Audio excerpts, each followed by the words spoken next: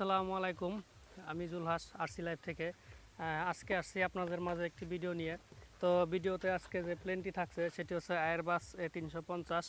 তো আজকের ভিডিওর মূল টপিক হচ্ছে আপনারা কিভাবে রানওয়ে ছাড়া বিমান ল্যান্ড করাবেন এবং ফ্লাই করাবেন। তো রানওয়ে ছাড়া কিভাবে বিমান ল্যান্ড করাবেন এবং রানওয়ে ছাড়া কিভাবে হাত থেকে বিমান ফ্লাই করবেন তার কিছু প্রয়োজনীয় টিপস আপনাদেরকে বলবো। তো যারা এই বিষয়ে জানতে চান বা শিখতে চান তারা অবশ্যই আজকের সম্পূর্ণ ভিডিওটি দেখবেন। আর যদি ভিডিওটি ভালো লাগে অবশ্যই একটি লাইক দিয়ে দিবেন। তো বেশি দেরি না করে আজকের ভিডিও শুরু করি। তো আজকের ভিডিও টপিক হচ্ছে যেহেতু হাত থেকে ল্যান্ড হাত থেকে টেক অফ, সেহেতু আমি আপনাদেরকে শিখিয়ে দিব একটি বিমান কিভাবে হাত থেকে টেক অফ করতে হয়। তো আপনার বিমানটি হাত থেকে টেক অফ করার আগে আপনাকে যেই কাজটি করতে হবে, রিমোটের সেটিং করে আপনাকে এলিভেটরটি হালকা উপরে উঠিয়ে রাখতে হবে, যেন বিমানটি ঢিল ছোড়ার সাথে সাথে উপরের দিকে যায়, নিচের দিকে যেন না যায়। তো এলিভেটর দুটি হালকা উপরে উঠাবেন রিমোট কন্ট্রোলিংয়ের প্রোগ্রামিংয়ের সাহায্যে। ওঠানোর পর এরপর আপনি বিমানের ঠিক এই মাঝ বরাবর আলতো করে ধরবেন। ধরার পর আপনি মোটরে ফুল থ্রটল দিয়ে আস্তে আস্তে এভাবে সামনের দিকে ছেড়ে দিবেন। তো অনেকেই কি করে, একজনের হাতে রিমোট থাকে, অন্যের হাতে প্লেন থাকে, তো যে উড়ায় সে ড্রিল না ছুড়ে অন্যদেরকে দিয়ে এভাবে ফ্লাই করায়, তাতে বিমানটি ক্রাশ করে। আর আপনার বিশেষ করে আপনার বিমান যদি একেবারে নতুন হয় বা আপনার ফ্লাইটটা যদি মাইডেন ফ্লাইট হয়, সেক্ষেত্রে আপনি কখনোই চেষ্টা করবেন না হাত থেকে উড়ানোর। প্রথমে একবার মাটি থেকে উড়িয়ে তারপর আপনি যত খুশি হাত থেকে উড়ান, কোনো সমস্যা নেই।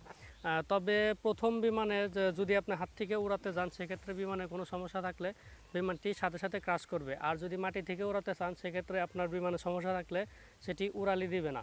সুতরাং মাইডেন ফ্লাইটের জন্য অবশ্যই রানওয়ে ব্যবহার করবেন এবং পরবর্তী ধাপের জন্য আপনারা রানওয়ে ছাড়াই হাত থেকে ফ্লাই করতে পারেন। আর হাত থেকে ফ্লাই করলে আপনারা কিভাবে হাতে ল্যান্ড করাবেন বা রানওয়ে ছাড়া ল্যান্ড করাবেন। তো হাতে যদি ল্যান্ড করাতে যান, সেক্ষেত্রে আপনার একটু ঝুঁকি থাকবে, মোটরের প্রপেলার আপনার শরীরে লাগতে পারে। তো সেক্ষেত্রে আপনি এরকম লোকেশন দেখবেন, ধান ক্ষেত বা ঘাস ক্ষেত, কোনো একটা জায়গায় আপনি বিমান উড়াবেন। যখন আপনার বিমানটি উড়ানো শেষ, আপনি ল্যান্ড করাবেন, তখন বিমানের স্পিডটি একটু কমিয়ে আনবেন। তো আপনাদেরকে আমি দেখাচ্ছি, স্পিডটি একটু কমিয়ে আনার পর বিমানটি যখন ঘাসের উপরে পড়তে দিবেন, তখন মাথাটি হালকা উঁচু করে ধরবেন। এভাবে চলন্ত বিমান মাথা হালকা উঁচু করে এলে আপনার থ্রটলটি ঠাস করে বন্ধ করে দিবেন। বিমানটি ঠাস করে আপনার ঘাসের উপরে বা ধানের উপরে পড়ে যাবে, তাতে বিমানের কোনো ক্ষয়ক্ষতি হবে না। তো আপনাদেরকে সব কিছু মুখে বললাম, এবার আমি প্র্যাকটিক্যালি দেখাচ্ছি, আপনারা দেখুন। So back to what I was saying. Could be us.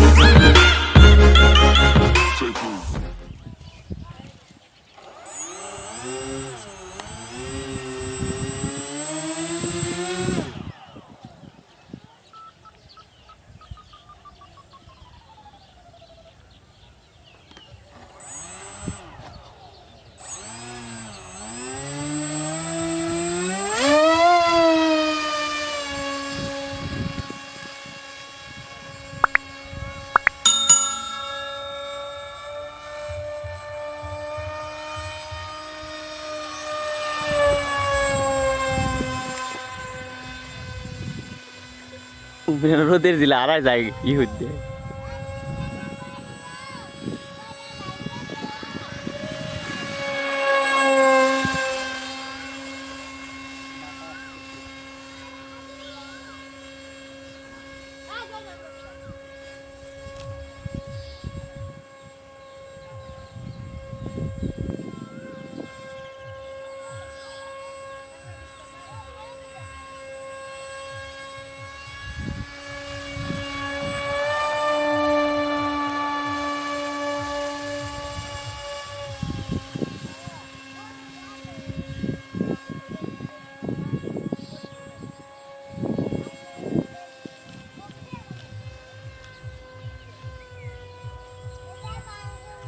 রোদের দিলে কিচ্ছু দেওয়া যায় না, হালকা।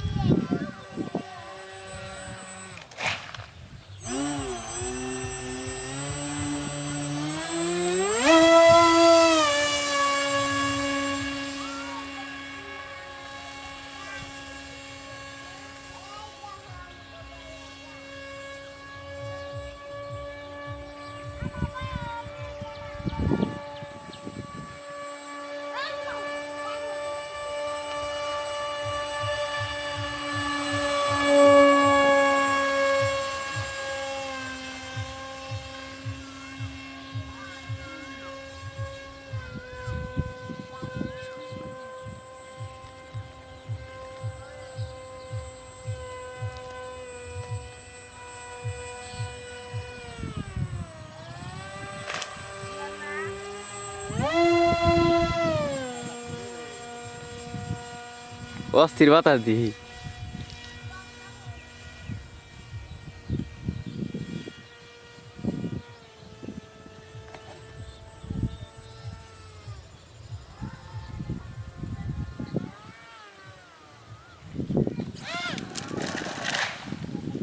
জি হ্যাঁ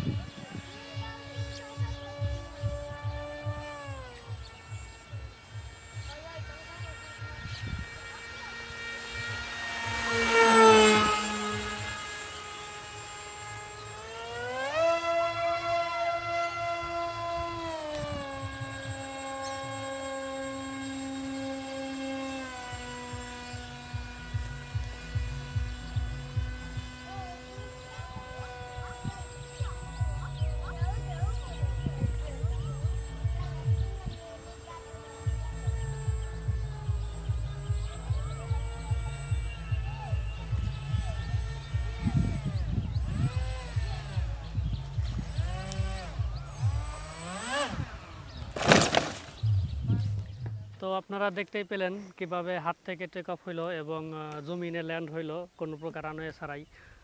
তারপরও সবাইকে আমি সবাইকে বলবো যে আপনারা কখনোই চেষ্টা করবেন না রানওয়ে ছাড়া বিমান উড়ানোর, কারণ রানওয়ে ছাড়া উড়ানোর অনেকটাই ঝুঁকিপূর্ণ। উড়ানোটা ঝুঁকিপূর্ণ না, কিন্তু ল্যান্ড করানোটা ঝুঁকিপূর্ণ। আপনি যে পরিবেশে ল্যান্ড করান না কেন প্লেনের ক্ষতি বা ক্রাশ হয়ে যেতে পারে। তো সবসময় চেষ্টা করবেন আপনারা রানওয়ের ভিতরে প্লেন উড়ানোর। যদি কোনো মতে রানওয়ে না থাকে বা কোনোভাবে সম্ভব না হয়, সেক্ষেত্রে আমি যেভাবে উড়াইলাম আপনারা এভাবে উড়ানোর চেষ্টা করবেন। আশা করি আপনার প্লেন যথেষ্ট ভালো থাকবে। তো আজকের মতো ভিডিও এখানেই শেষ। যদিও ভিডিওটি ভালো লাগে অবশ্যই লাইক দিবেন, এবং আমার চ্যানেলে যদি নতুন হয়ে থাকেন অবশ্যই চ্যানেলটি সাবস্ক্রাইব করে রাখবেন। আর এরকম ভিডিও আরও পেতে চাইলে আমাদের সাথেই থাকুন। ধন্যবাদ। We go.